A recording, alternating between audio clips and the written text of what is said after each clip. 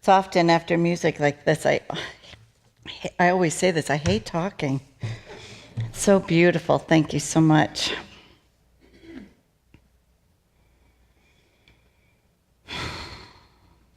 We need music. It does something inside that is so important. It's one of the reasons I can't be a total practicing Buddhist.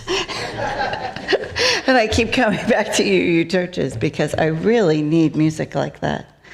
It feeds the soul in ways that are so unexpected.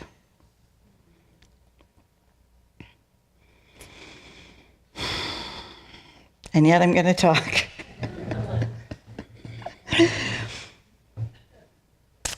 Satire exists in every culture that I know of, from Native American peoples' Iktomi stories to Greek and Roman plays. Satire has been around for a long time.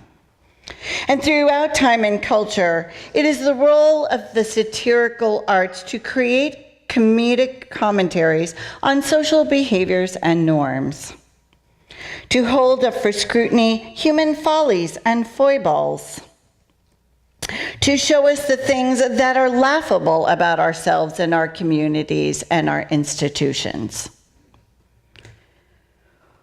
One reason that satire is important is it is a way to keep us humans in check, and we do need to be kept in check.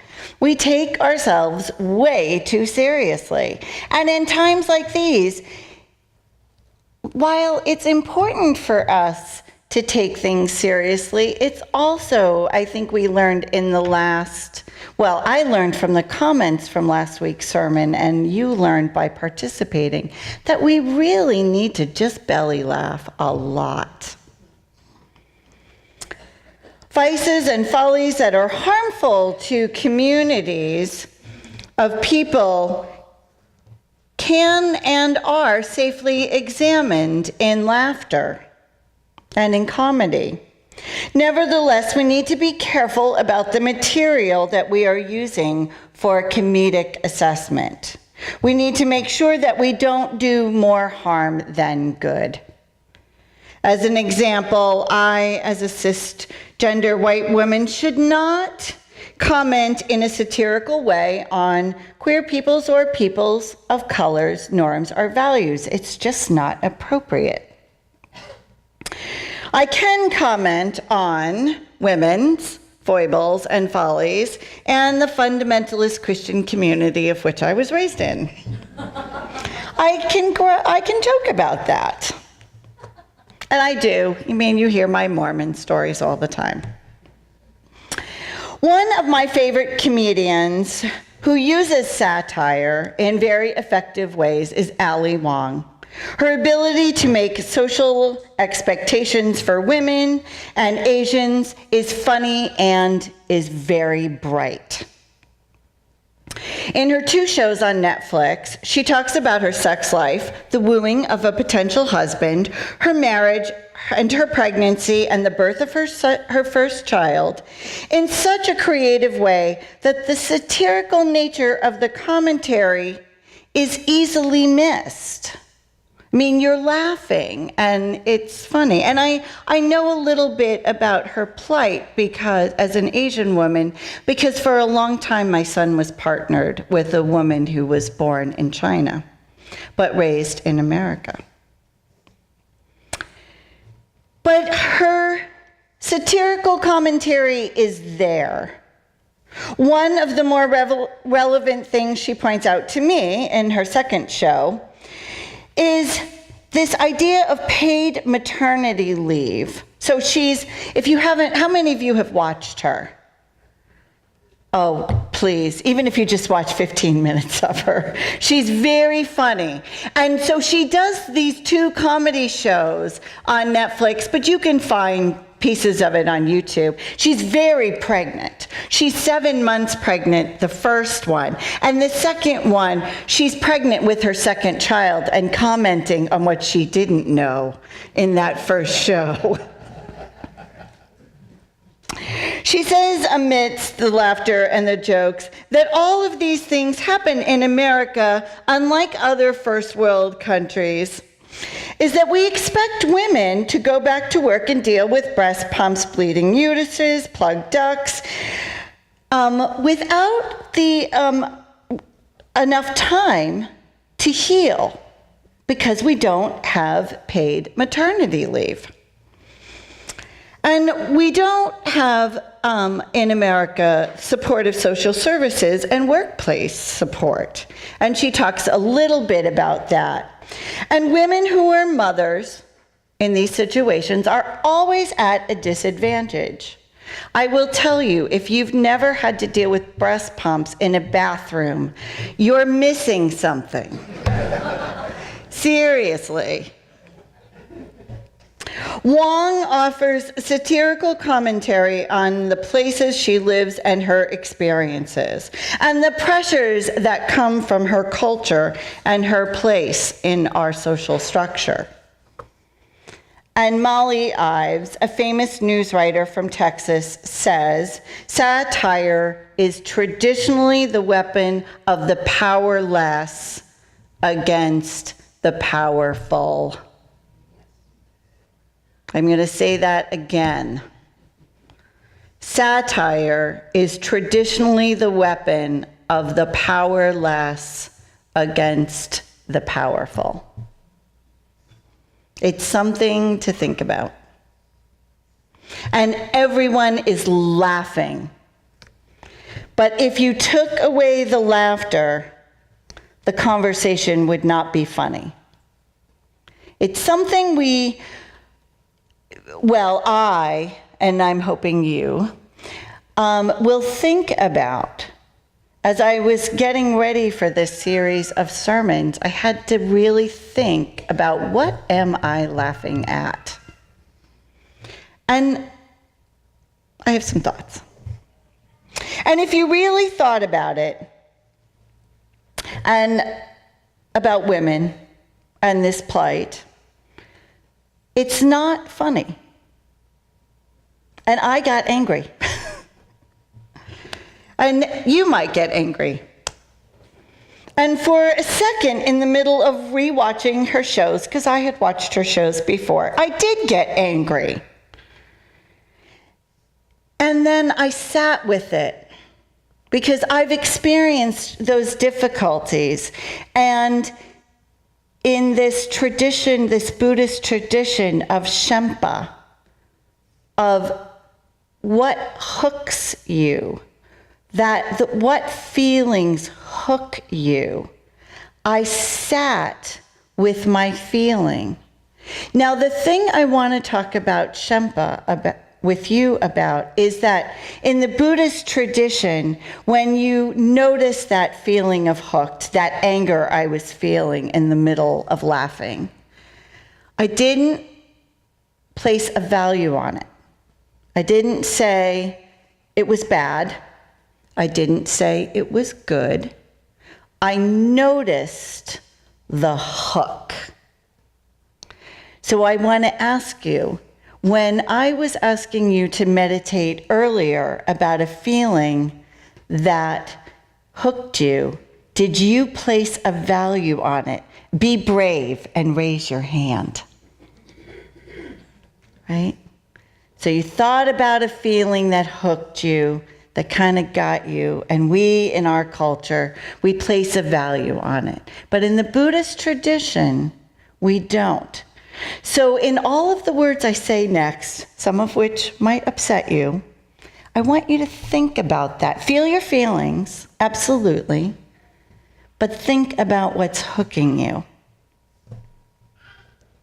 So I got angry because I had experienced the problems that come with pregnancy and birth, and I'll add one more, the inability to pay for quality daycare. I was a young mother and very poor. Yet the room she was performing in, and I was watching Netflix, I was watching people laugh, and I was watching her, and I was laughing. It was funny, but it was not funny. Satire plays an important role in social commentary. We know this. And still we need to be careful. I'm going to keep saying that. We need to be careful. Because I have been thinking about what happens if in that moment of laughter I stay angry. What if I stay angry? And so I want to return this week to Hannah Gadsby, who I mentioned last week. And how many of you got to see a snippet of her? Oh, good. Lots of you. Oh, good. Good. I still encourage you to go watch her. And her show is Nanette. And she's raising this very question about comedy. In her monologue, she talks about using tension in the comedic setup and how she is manipulating this tension and bringing us to laughter, and she's very good at it. So is Ali Wong. Lots of comedians are. Nonetheless, this manipulation, she says, leaves out important parts of the story. She uses one of her routines as a way to illustrate this. In one of them, she talks about a man and the way he treats her while she's flirting, she's gay, with his girlfriend. In the routine, though, what she leaves out is the part of the abuse that he inflicts on her after. So she stops the story at the funny part, and she leaves out the abuse that as a woman who loves other women experiences in her culture. Hannah goes on to say that she is not willing anymore to leave out important parts of the story to create comedic relief. She says it makes her feel cut off from her full human potential, and the stories that she's telling herself, about those instances, gets frozen in time, and there is no resolution to that story. She used her skit on coming out to her mother as another example. She tells the funny story about her backcountry mother not accepting her as gay. And what she leaves out is that years later, in a conversation while shopping, her mother tells her that she's sorry, that she had put all this pressure on her daughter, Hannah, to change. She tried to change Hannah, she said, because she knew the world wasn't going to change. And so she did everything she could to make her daughter not gay. And they both were in, you should know, Tasmania, where, people routinely die when they come out. Like many places in America. And so her mother knew the cruelty that awaited this beloved daughter. And she kind of left it there on the show. It was hard. It was hard for me. Because laughing about my plight as a new mother with no maternity leave or social support cut me off from my anger in the ways that Hannah was talking about. And we do that a lot in our culture and in our humanity. We do that. We cut ourselves off from parts of our story. So thinking about comedians who use alcohol, drug abuse, poverty, racial oppression, and as material for satire got me thinking. I'd rather laugh. To tell you the truth, I would rather laugh, but it did get me thinking. So what does communal laughter do in these situations? I want to tell you, I have no easy answers. I have no quick solutions today from the pulpit. I can't tell you, first do A, then do B, and then do C, and it'll all be better. Because I'm grappling with this too. I'm grappling with this with you. Does it call us to action when we're laughing? Is it a way for us to live within conditions that we don't know how to fix yet? Does it help us move forward? Does it make it livable in the moment? Or does it freezes that moment in time? Does the funny commentary we tell about our human or institutional follies, does it freeze us into no action? We've laughed about it, and then does that mean we don't have to do something about it? We still haven't done anything about maternity leave. And I was a mother a long time ago. So is it harmful or is it helpful? I'm not sure. And I'm not saying that things aren't funny. Puppies are funny as they tumble head over heels, chasing a ball for the first time. I mean, think about all the times that we go to now YouTube to, like, at the end of a bad day, look at all the funny goats. I mean, my sisters and I pass those around like candy, because we're trying not to eat candy. That's another story. So, I'd like you to think about a satirical story or quote right now that you tell yourself or your family or your community. I'm going to give you one. It's not mine because I'm not funny, but it's Steve Kohlberg's. He says, a father has to be a provider, a teacher, a role model, but most importantly, a distant authority figure who can never be pleased. Otherwise, how would children know and understand the concept of God? Good satire, right? But think about over this next week, I'm giving you homework again, about what stories, what satires you love and how they affect you. Because next week I'm going to talk about dark humor. Is it funny?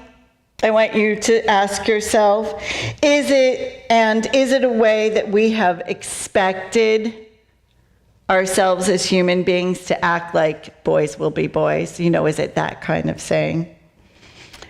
I want you to look deeper, and I want you to ask yourself some important questions. If you took away the joke, would you be angry or sad? Take a moment and think about that. This is an important Buddhist practice, this Shempa, this what hooks us. I have to admit, I did not think this was the way my sermons were going to go. But where this leads us may be to a deeper understanding of the role of laughter in our culture. What Hannah is asking us to do, and I think what other people of color and other minority groups are asking us, is to think deeper about our social structures and what makes us laugh. And the people said, Amen.